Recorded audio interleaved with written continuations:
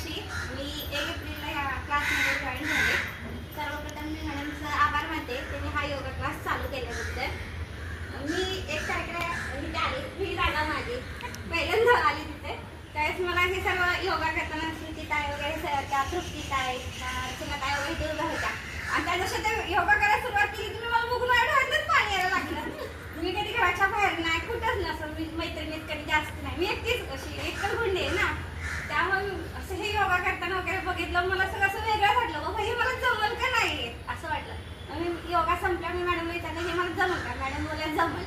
म्हणजे ठीक आहे. मग मी दुसऱ्या दिवशी आले, दुसऱ्या दिवशीपासून स्टार्ट केले. मग मला जरा बरं वाटलं. मी 4 मैत्रिणीत आणि असा योगा कधी न केलेला पहिल्यांदा, म्हणजे हालचाल शरीराची भरपूर झाली माझ्या.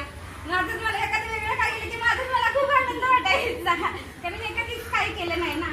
त्यानंतर ना जयश्री मॅडमनी आता डाएट चालू केलं ना 10 दिवसांचं. त्यात तर जे असं कटलेट सँडविच वगैरे बरेच काय काय मॅडमनी शिकवले. ते मी कधीच म्हणजे बघितलं नाही. असं सँडविच वगैरे करतो, पण हे डाएटचं मला काहीच माहीत नसल्यामुळं काहीच माहीत नाही. मी रोज मॅडमला फोन करायची, लय त्रास दिला मॅडमला बोलायची मॅडम मला हे सांगा.